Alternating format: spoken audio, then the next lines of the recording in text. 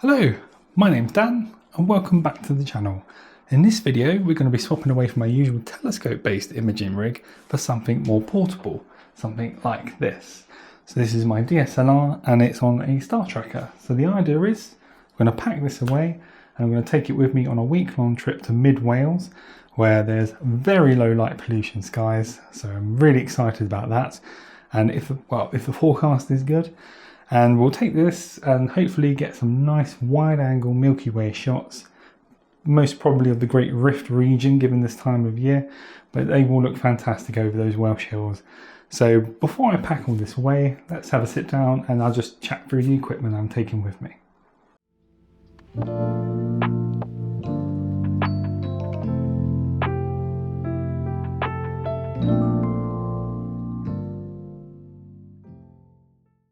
So let's chat through what is in this portable rig, what equipment we're using and why I've got certain bits in certain places.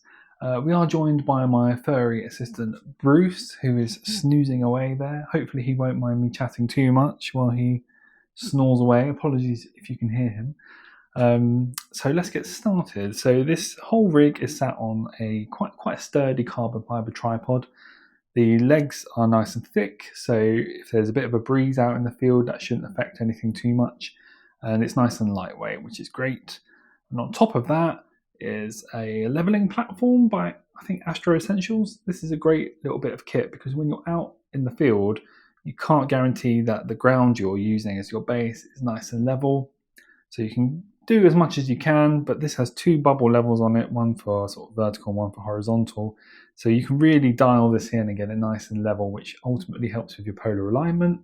And the better your polar alignment is, the longer you can expose for, and the fainter details in your images you can pick up in the Milky Way. So on top of the leveling platform, we have the Move Shoot Move equatorial wedge. So this basically is just an aid, quite frankly, for polar alignment. So you pop this on, you set it to your latitude, that's correct. I always get confused between long and lat. And this is quite a nice, simple bit of kit. It's got azimuth and altitude adjustments. Very easy to use, nice and simple. And then there's a big clamp here to lock everything down. And then on top of that is the Move Shoot Move Nomad Star Tracker. It's an excellent bit of kit. Very easy to use, very simple to set up. It's got an internal battery as well, so when that's fully charged, you can really get some good use out of that, a good few nights. It's got just a simple north-south sort of hemisphere switch here. So obviously we're in the north in the UK, so pop that to N, it starts tracking in the correct direction when you're polar aligned. Could not be easy to use.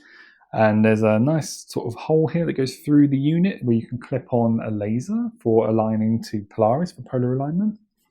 And then you can sort of replace that as well with a little sort of a polar alignment scope. So that really gets you dialed in nice and accurately for your polar alignment, which is what you want for those longer exposures. Very easy to use. I did have the Skywatcher Star Adventure Mini as a star tracker. However, even when that was as well polar aligned as I could only really get exposures of about 25 seconds before I saw some trailing. So my stars were not round anymore, they were funny worm sort of shapes. That's not what you want. You want to be able to push for quite long exposures, perhaps up to a minute. And this unit lets me do that. So this is a good improvement on the Star Adventure Mini. And on top of this is it was done in partnership with Alan Wallace and Move Shoot Move. And this is the Alan Wallace Z plate. So I just clip this on, and this has two levels as well, two bubble levels to let me align everything nicely. It's got these really sturdy clamps here for making your base for your camera, and you can rotate as well, and it's got markings and indentations about what angle you rotate it through, which is super handy for making panoramic images. I haven't been brave enough to try that yet. I think that's another level of complexity. One day I'll get there and try, but yeah, it's a bit tough. So we're going to stick with just one sort of image rather than a panorama. But yeah, this lets you adjust in several sort of angles and it lets you bring the camera's weight back over the center of rotation for the tracker, which is an important thing to try and do, because if you have all the weight quite far off from the center of rotation, it means the tracker is trying harder to move everything, which will increase your tracking error, which could potentially affect the shape of your stars, because we want them to be nice and round. So doing so just, gives us every little bit of help that we can. So on top of that bracket, I have a ball head that the camera is sat on. So this really gives you freedom, this sort of Z plate and ball head setup, because I can now point the camera in any direction I like. I can undo this, put it done very tight, but I can point it this way, behind me, even down a bit if I want to, capture a bit of foreground too. But this really gives you freedom, because if you didn't have that Z plate and ball head setup and you just had the camera attached to the tracker, it'd be very tricky. If you had a ball head just attached to the tracker, it'd be very tricky to perhaps get the angle that you really want. But with this, you've got full freedom to do whatever you like.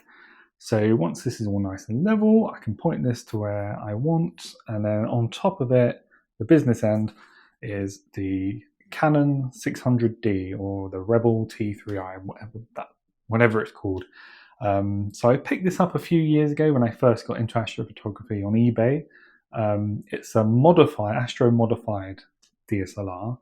You can get them on eBay quite cheap these days, relatively speaking. Obviously, it's a very expensive hobby, but compared to most other things like a dedicated astronomy camera, a used, secondhand, well looked after, modded DSLR is relatively cheap these days. And when I say modified, what that means is normally on a DSLR camera you have your sensor, and in front of it is a filter of sorts. Just sort of helps with the default setup of the DSLR. But what it does is it reduces the amount of faint red light hitting the sensor of the camera. And in astrophotography, we don't want that at all. So we want to capture as much of that faint red light that we can, because typically nebulosity, like nebulous regions, all made up of pretty much hydrogen, and hydrogen emits a very faint red sort of spectrum. So having that filter removed from the camera means the sensor will be able to pick up that faint red light. So we should be able to pick up more detail in our Milky Way shots. So yes, this camera's done me very well. I used it for about a year and a half before I moved on to a dedicated astronomy camera, and I absolutely love it. It's done me very well. So on top of this, attached to the camera is the Samyang 14mm f2.8 lens. This is great for proper big wide field shots. It's not quite a fisheye lens sort of appearance, but it's very wide. F2.8 is great for letting in as much light as possible. However, because we're tracking, this means we can stop down to f4, which will mean that our star shapes typically, because this is quite a wide lens, towards the edges of the field of view, the stars are no longer quite as round as we might like, and they take on sort of an egg-shaped appearance. By stopping down to f4, but increasing the exposure length through tracking, hopefully that will help us with the star shapes and make sure they're nice and round. So we'll be doing that. Tricky to focus, because this is a manual focus lens. But what I'll do, I believe Saturn will be around, so that'll be nice and bright. So I'll use the digital zoom on this camera to get Saturn as pinpoint sharp as I can, and that should ultimately mean that once that's in focus, the stars should also be in focus too. And I'll be pairing that with I'll be pairing that with an intervalometer. So I'll just plug that in. It's got a nice long cable, and then I'll use a bit of masking tape to attach the intervalometer to the tripod leg, and I'll just keep that going. I really recommend getting an intervalometer if your camera hasn't already got one as part of its settings. This just lets you, without touching the camera, tell it to do repeat exposures, how long you want them for, how long you want the gap in between them to be. and it means you're not touching the camera, causing vibrations and ruining all the effort you put into polar alignment. Hello, Bruce. On top of that, I have this little light here. So this is quite handy. It's by Small Rig. So I purchased this recently because it'll be quite dim compared to daylight here. However, this little light, you can cycle through different colours, different appearances, different brightnesses. So I'll find something nice and warm, an orangey yellow. And if there's something interesting when we're out in the field that would make a good foreground subject, I'll use this to do a little bit of light painting, which will just add a pop of colour and detail to what could potentially be quite a boring foreground. So yeah, I may or may not use that. Handy to have though. It's got a battery as well, so I mean that's the crucial thing as well about going out in the field, is ensuring you have all your cables and all your batteries are fully charged. So yes, that's the rig. One other thing I should mention as well is that I do have another lens I might be using, the Canon Nifty 50. So that's just a 50mm lens, and that can work quite well, surprisingly well, when you stop it down and put it on a tracker. Obviously, this being 14mm is much more zoomed out, more wide field than a 50mm lens. But who knows, if the conditions are right, the timing's right, there's a good thing in the foreground I can perhaps capture as well with a 50mm. I might swap to that as well. And if we're really lucky, I might set this going all night after doing some Milky Way shots for some star trail images. So yes, with all that being said, it's time to let Bruce get back to his snooze, and we'll take this out, get it in the backpack, take it out, and go out to the field.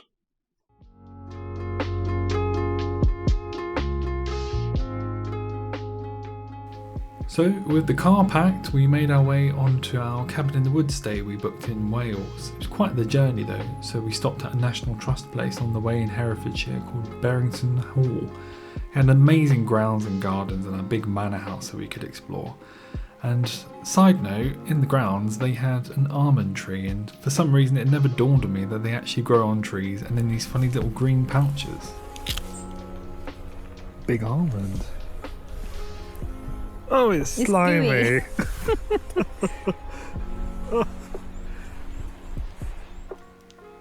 Yeah, so that was a bit gross. So after that we carried on in the car to Wales and eventually encountering those rolling Welsh hills and the woods that we were staying in for our cabin.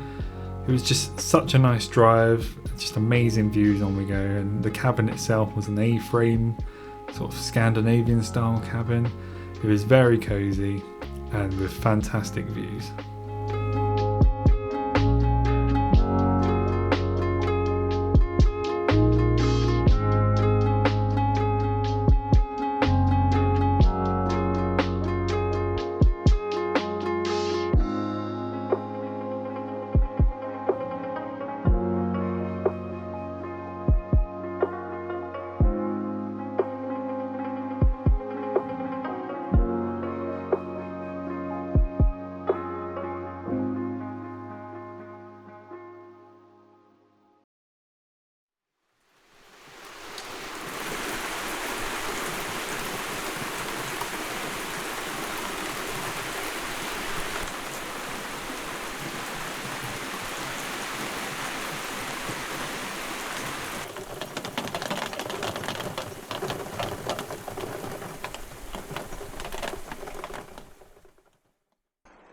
Hopefully you can see we have gone on quite a bit of an adventure this time. So usually for Milky Way shots I do stay quite local. However, my wife and I have gone away for a nice trip to Wales.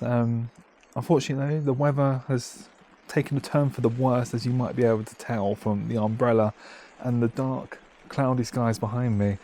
It looks like it's going to be heavy rain and wind for the whole time we're here, like just under a week.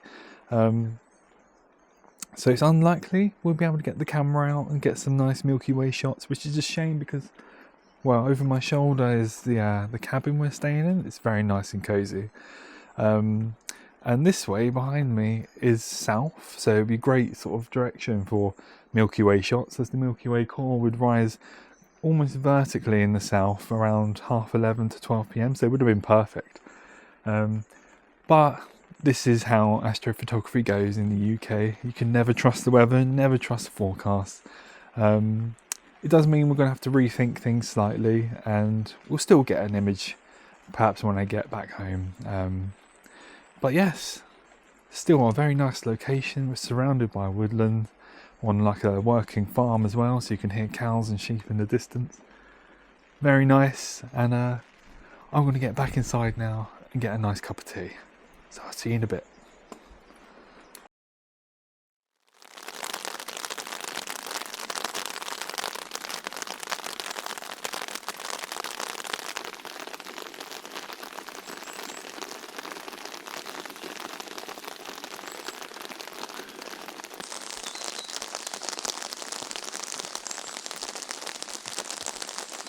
Well, good morning. It's another rainy morning in Wales. Unfortunately, the forecast looks like it's going to be like this for the rest of the day. It was pretty much the same all of yesterday. Very windy as well yesterday. There was a brief break in the clouds last night where I could see quite a few stars, lots of satellites. It is quite impressive how much more you see in an area with low light pollution compared to back home in the suburbs. But yes, as you see, there are worse places to be in the rain. In our cozy cabin again, and you know, I have no problems just relaxing all day, listening to the rain and the wind. But yes, it does look like we'll have to replan our trip and might have to go out somewhere closer to home, because it looks like over here in Wales we're not going to have much luck with the weather. So yeah, I'll get back when there's another plan. Hello, so we've had a good stretch of luck this evening, and it turns out there is actually a break in the clouds, some clear skies, but we do probably need to move quick before they get covered up again.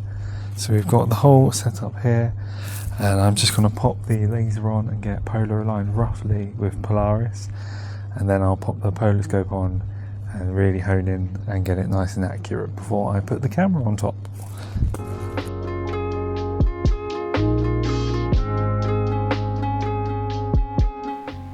So with all the equipment out, I began polar alignment with the laser and the Polarscope, and then I started chatting through how I was going to position the camera and face it south for a Milky Way shot.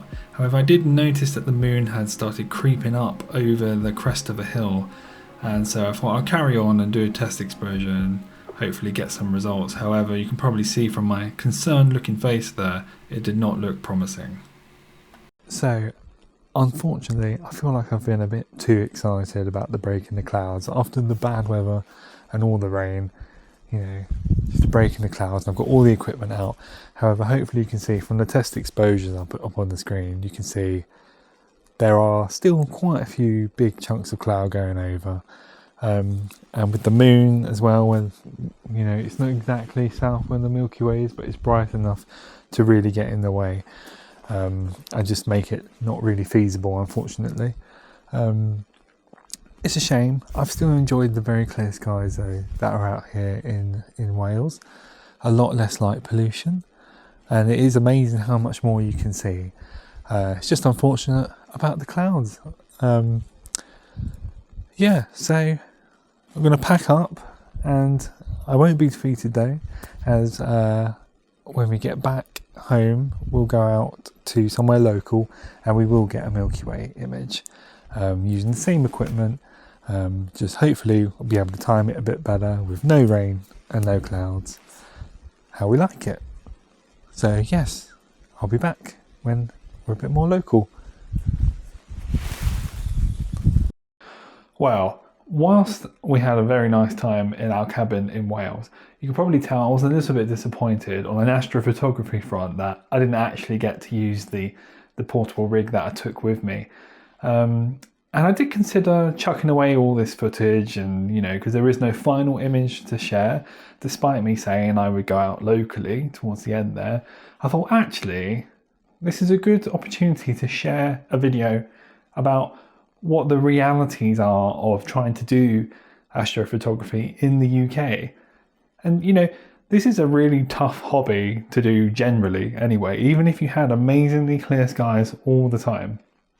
And in the UK, this is, I'm afraid, the reality is that sometimes I can go weeks without clear nights, sometimes even months. And it's been a couple of weeks now since I got back from Wales, and despite it looking relatively bright outside right now, it has been tipping it down non-stop lately. And it's just far too risky to get any of the equipment out in the garden to carry on any projects I've got on the go. And unfortunately, that's just the way sometimes it goes. And, you know, it's been a bit of a failure, this one, but, you know, astrophotography is hard, even if the weather's good. And there's so much planning and equipment that goes into all these setups. And I thought it would be a quite interesting video just to highlight the realities of it, and that you can have all the best intentions, get everything set and ready to go, and it can just not work out sometimes, and that's okay. So this could be considered a failure, but you know, we learn the most when we fail. When things go wrong, that's our biggest opportunity for learning. So the one thing I've taken away from this trip is to just, quite frankly, not even bother doing Milky Way photography when the moon's about. It's just too bright, it ruins the images. I probably should have just read that online, but you know, real practice, there's no substitute for it really. So yeah, I mean, a bit of an anticlimax to the video, I will admit. The plan was to go out. I've been to a local place called Avebury where they have a nice stone circle, and it's a great opportunity for astrophotography and Milky Way shots there, but I thought this is still important to highlight. You see all these amazing images online, and you never see any of the failures, the flops, the images that didn't turn out fantastic. You just see the final product. And like all things on social media, they are the highlight reel. Everything you see is the polished, finished product. And sometimes I feel it is important to highlight that all the effort is not wasted. You still learn something, and it's still worth giving it a try. And like I said in the video, I still really enjoyed when there was a break in the clouds, just seeing how many stars there are in a low light pollution area. So unfortunately, no final image to share, but I thought this might be a good video anyway, just to discuss that sort of, you know, it's no true trip outside under the stars is a failure. So yeah, let me know your thoughts in the comments. Hopefully you've enjoyed the video anyway, and I hopefully will plan on doing some lunar or planetary photography in the next one. So until next time, clear skies to you all.